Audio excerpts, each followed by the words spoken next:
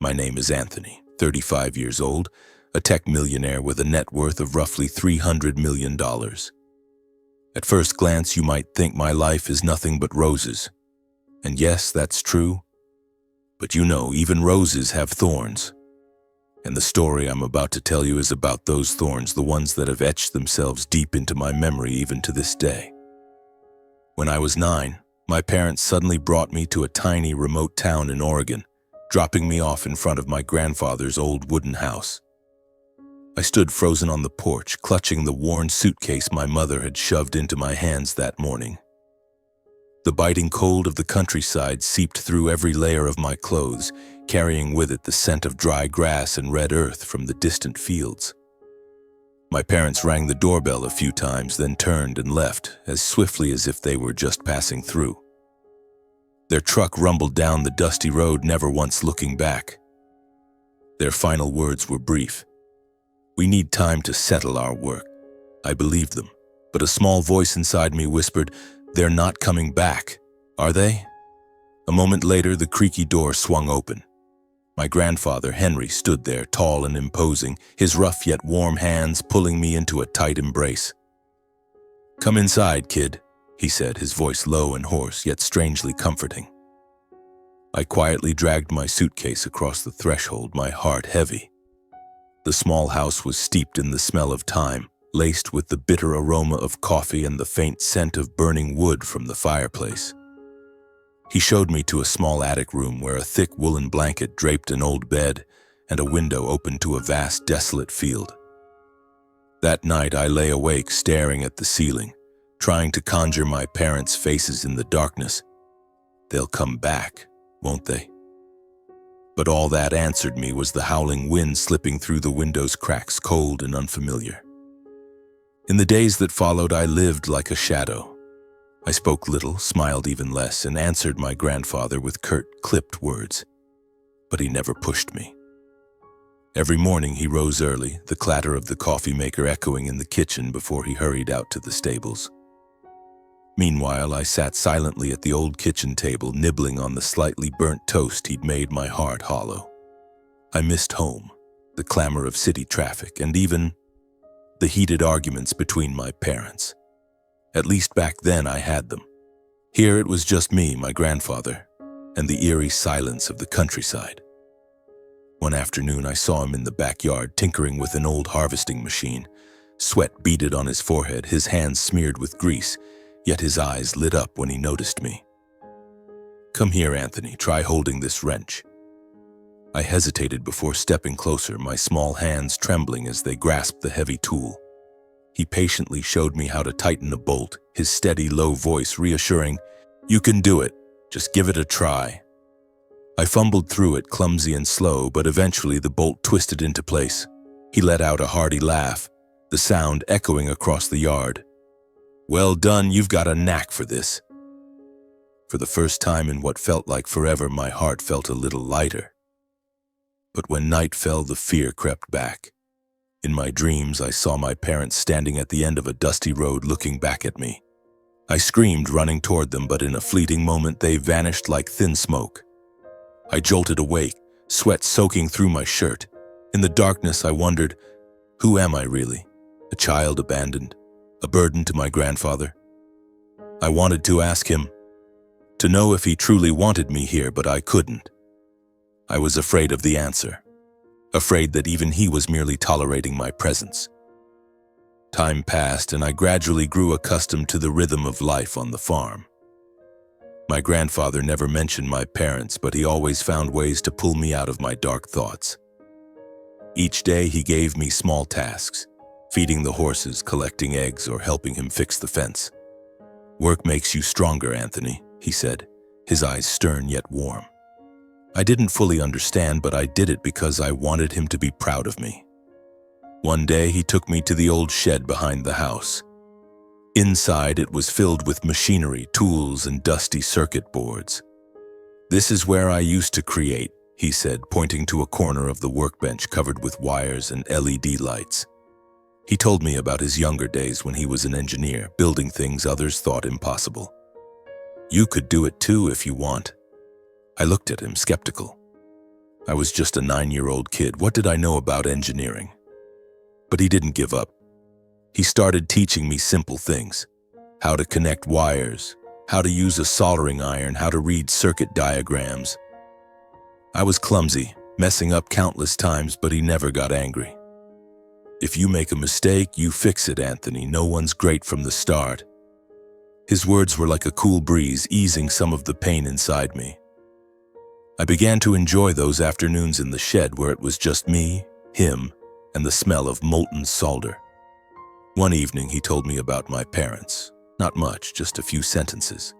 They have their own paths, Anthony, but you're not them, you're you. I wanted to ask why they abandoned me, but I didn't dare. I was afraid the truth would shatter me. Instead, I nodded, clutching the flashlight he handed me, helping him complete a small circuit. When the LED lit up, I smiled, for the first time in months. He patted my shoulder. See, you can do it. When I was 12, he enrolled me in a robotics club at the local high school. I was the youngest, dwarfed by older students. I was terrified of making a fool of myself, but he said, "Just try, Anthony. You're not less than anyone else." I brought home a pile of components and spent hours in the shed, assembling and programming. He sat nearby, never interfering, only nodding when I asked for his opinion. "You're doing great," he said, and I felt myself grow a little taller. At 14, I entered a statewide robotics competition. My robot, a tiny machine that could automatically pick up trash, was the culmination of my and my grandfather's efforts. The night before the competition, I couldn't sleep, trembling with anxiety. He sat with me at the kitchen table, making hot cocoa. "You've done your best. The result doesn't matter. What matters is you didn't give up." I looked at him, the man with silver hair and a kind smile, and I knew I couldn't let him down. On the day of the competition, I stood in the crowd, my heart pounding. When my robot passed every challenge and was announced as the champion, I could hardly believe it. I ran outside and called him. "I won!" I shouted into the phone. He laughed loudly, his voice hoarse with emotion. "I knew you could do it." That evening, he threw a small party at the farm. Just a few neighbors, a homemade cake, and music from an old radio.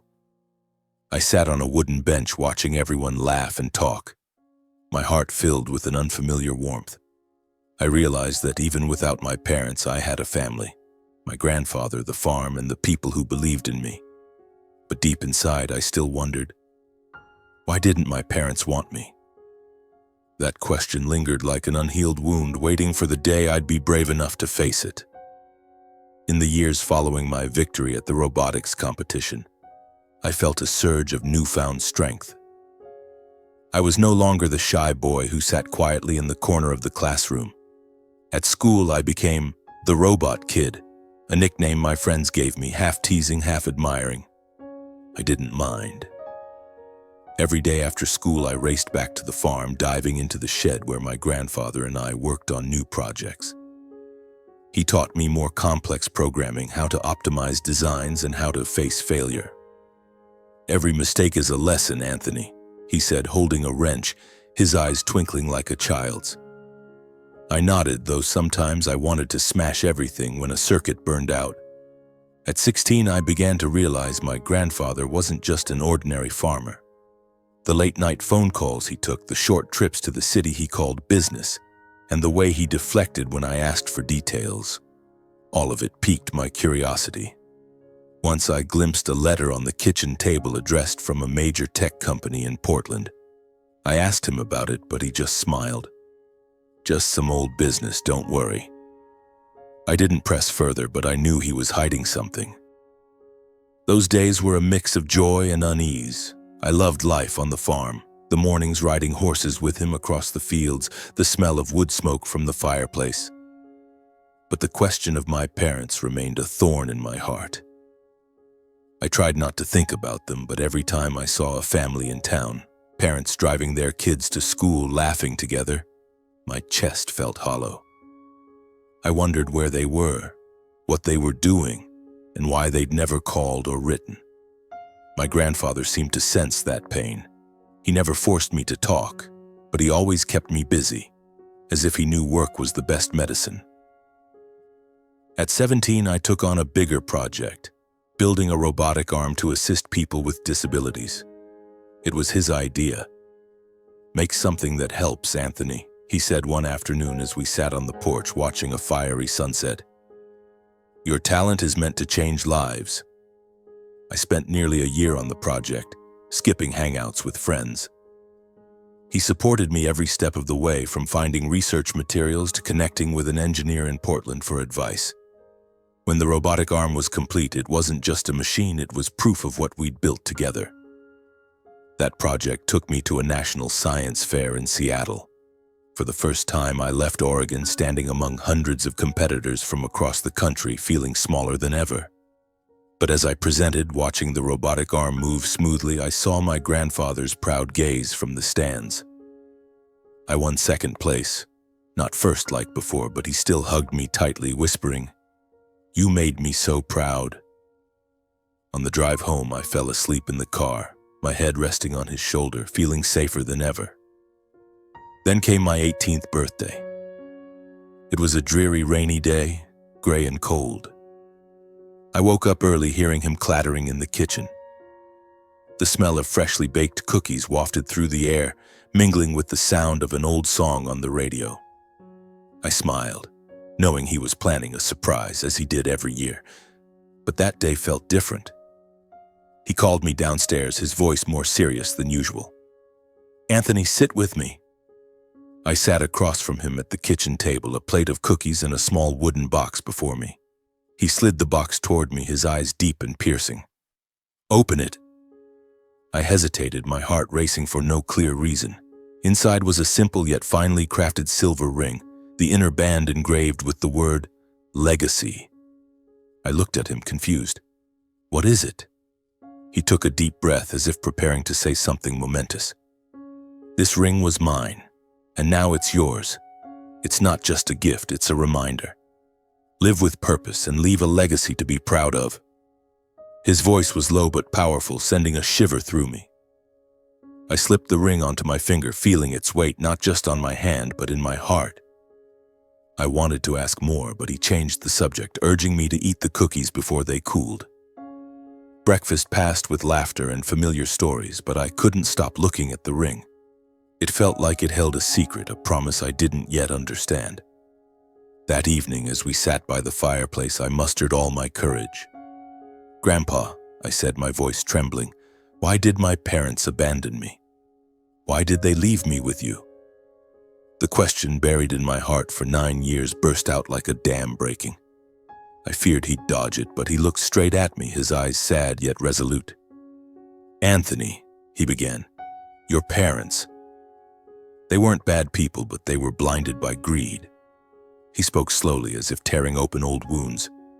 "When I was young, my parents tried to seize his wealth by forging documents while he was abroad on business. They thought he wouldn't notice, but he did. He confronted them, declaring he'd leave his entire fortune to charity, not a cent to his children. Furious and defeated, my parents left. And they left me behind, thinking only of themselves. I sat there, stunned. I thought I'd cry, but I didn't. Instead, I felt a smoldering anger mixed with pain. "Why didn't you tell me sooner?" I asked, my voice choking. "Because I wanted you to grow up with hope, not resentment," he replied. "But now you're old enough to know the truth, and you're old enough to decide." He placed a hand on my shoulder, his voice firm. "My wealth, all of it, is yours now. Not because I want it, but because you've earned it." I stared at him, incredulous. Wealth? I'd never thought about money. To me, he was just a simple farmer living in an old wooden house, but he shook his head when I tried to ask more. "Don't worry about it now, just live well, Anthony, that's what I want." That night, I lay in bed, staring at the ring glinting under the lamplight. It wasn't just a gift. It was a declaration that I belonged here, with him, with the farm, with myself. But deep inside, I sensed a storm brewing. The truth about my parents, the wealth, the ring, all were pieces of a puzzle I wasn't yet ready to assemble. Then autumn arrived, painting the Oregon sky in vibrant gold.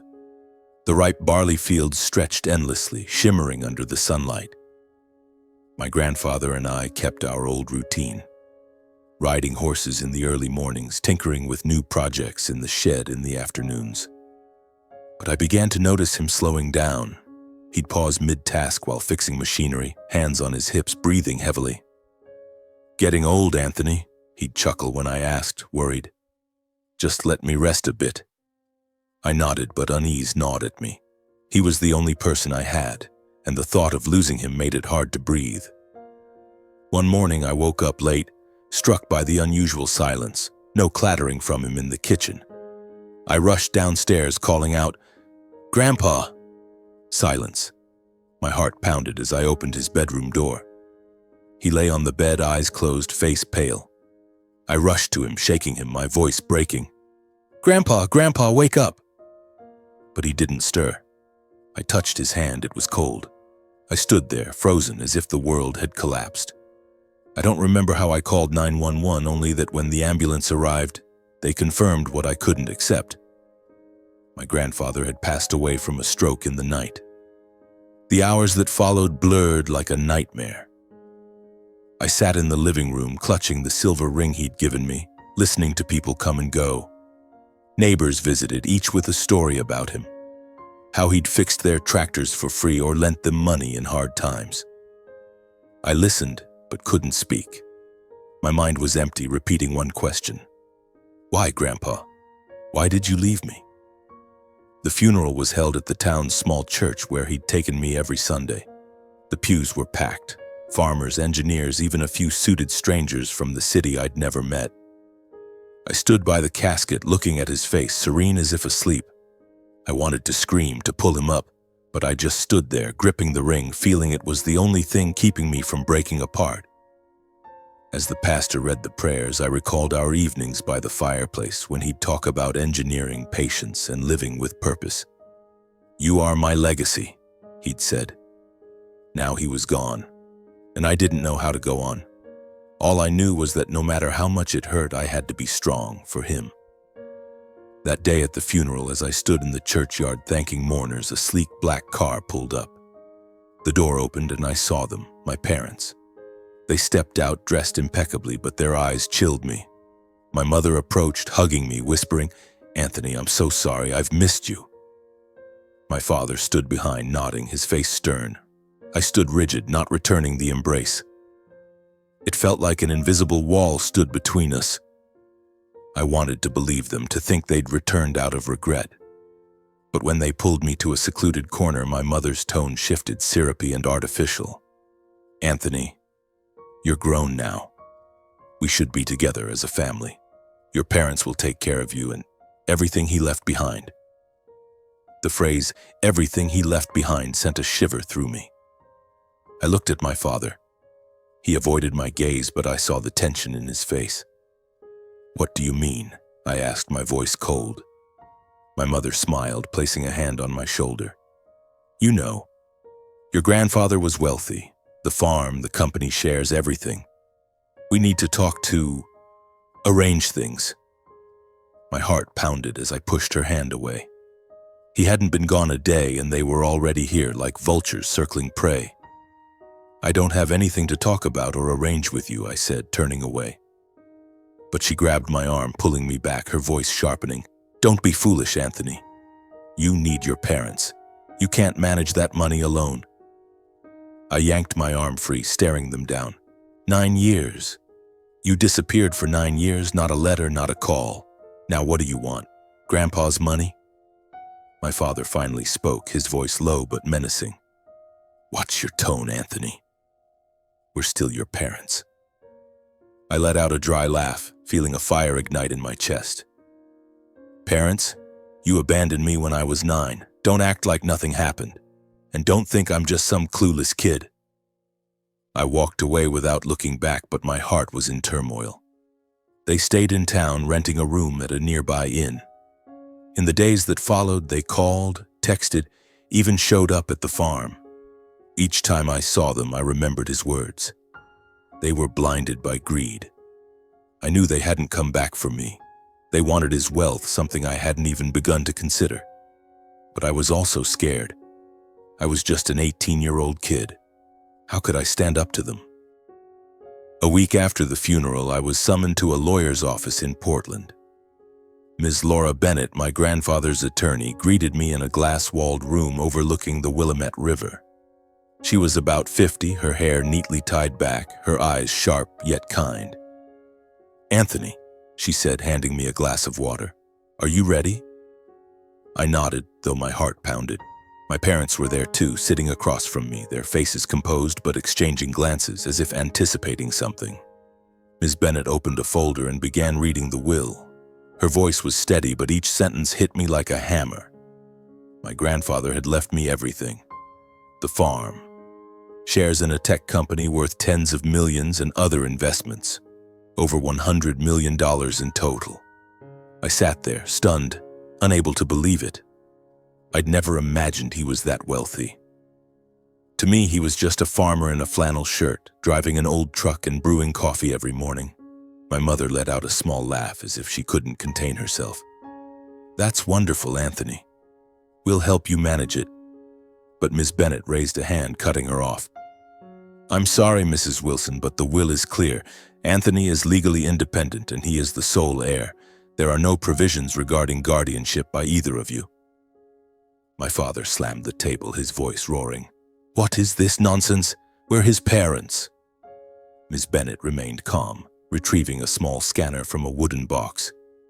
To verify the heir's identity, Mr. Henry requested a scan of the ring. I extended my trembling hand, the silver ring glinting.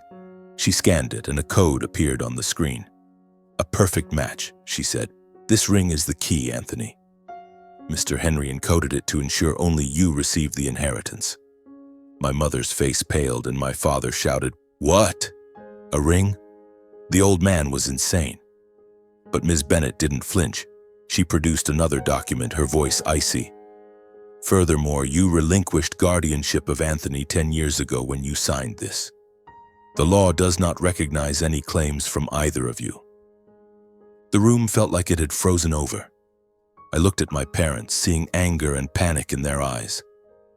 My mother tried to say something, but she only stammered. My father stood, pointing at me. "You'll regret this, Anthony. You don't know what you're doing." I didn't respond, just gripped the ring, feeling its weight. It wasn't just a gift, it was a shield my grandfather had left to protect me from the very people who'd abandoned me. As they stormed out, Ms. Bennett placed a hand on my shoulder. "Are you okay, Anthony?" I nodded, but my heart was a tangled mess. I'd just been handed a fortune, but all I wanted was my grandfather back. I looked out the window, watching my parents' figures fade into the rain. They wouldn't stop, I knew. But I also knew, thanks to him, I had the strength to face them. The rain still fell in a gray drizzle over Portland as I left the lawyer's office.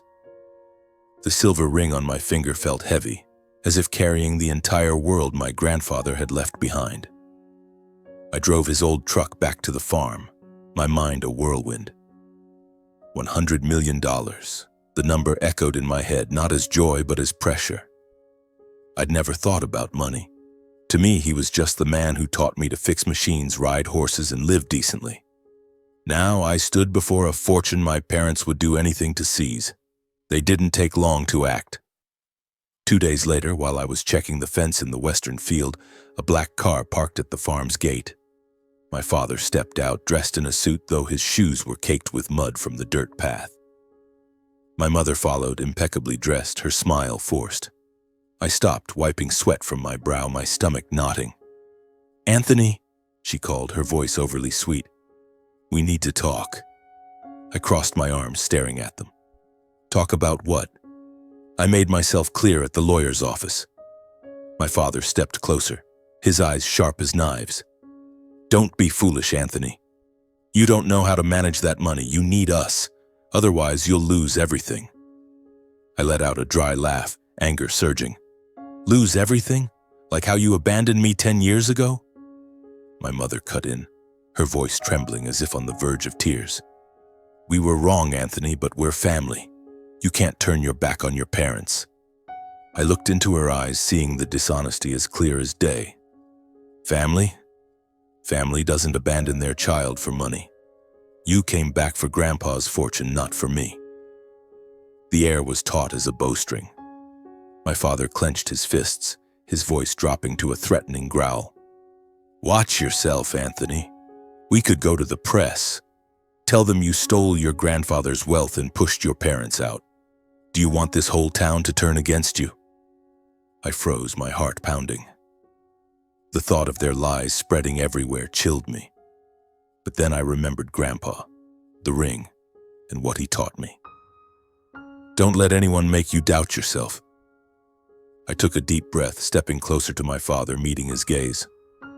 Want to tell stories? Fine. Tell them how you forged documents to steal from Grandpa. Tell them how you abandoned me at 9, not a single call in 10 years. Go ahead, try it. I'll tell the truth. I pointed to the road. Now get out of here before I call the police. My mother paled and my father stepped back as if stunned that I'd stand up to him. They got in the car, but before closing the door, my father turned, his voice icy. This isn't over, Anthony.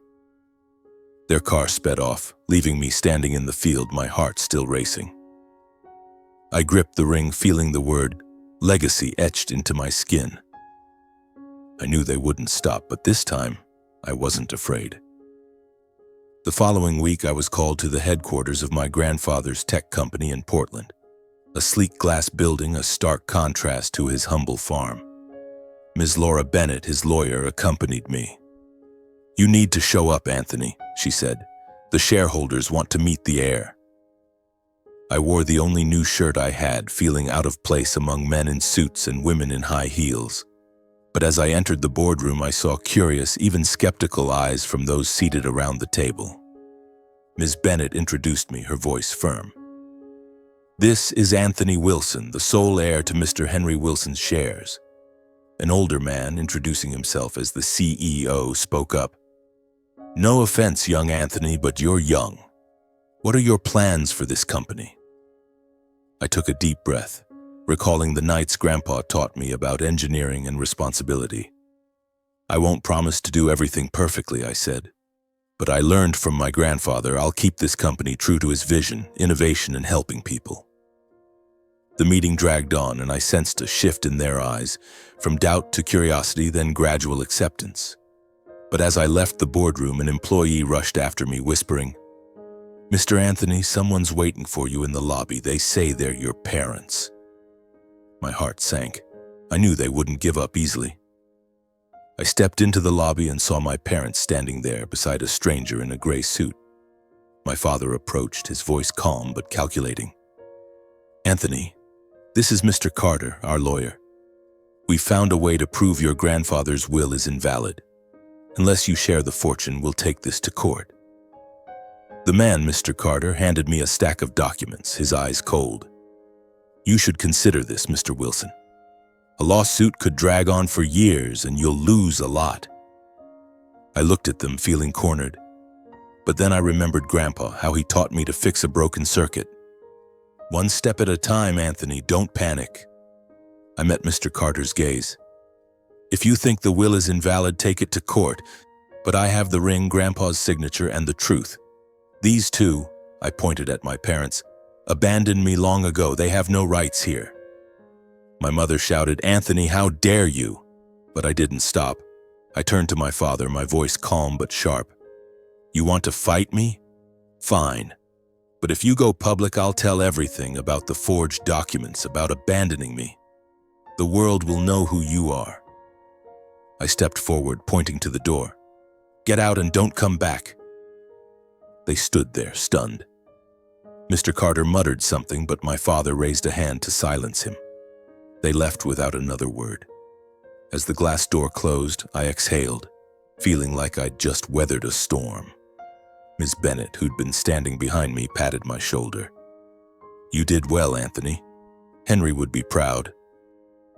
That night, back at the farm, I couldn't sleep. I sat at the kitchen table, opening the old wooden box my grandfather had left behind. Inside was his journal, its yellowed pages chronicling his life. From the days he built his company to the years he raised me. I read, each line pulling me back to our time together. But the final page left me choked with emotion. He wrote, Anthony, you are my hope. If you're reading this, use what I've left you to help others. Build Henry's Hope, a foundation for orphaned children like you so they can learn engineering, science, and find light in the darkness. I sat there, tears falling silently. He hadn't just left me money. He'd left me a mission. The next morning, I called Ms. Bennett, telling her about my idea to establish Henry's Hope. She smiled over the phone. I was waiting for you to say this. Henry was certain you'd do this for him. I got to work immediately. I reached out to advisors, met with people who'd worked with my grandfather, and planned the foundation. I wanted it to be more than scholarships, a place where orphaned children felt loved and believed in, just as he'd made me feel. I hired a small team, using part of the fortune to build the foundation's office right on the farm. Every day I worked late, reviewing applications from children in need, feeling as if he were still beside me, guiding me. Not everyone supported me. Some company shareholders doubted me, saying I was too young to run both the foundation and the company. They urged me to sell my shares, to let adults take over. I refused. I remembered his words, "You are you, Anthony. Don't let anyone tell you you're not enough." I met with them, presenting the foundation's plans and pledging to keep the company true to his vision. Slowly they came around, though not all of them. One afternoon I stood in the field behind the farm, watching the first children supported by the foundation play.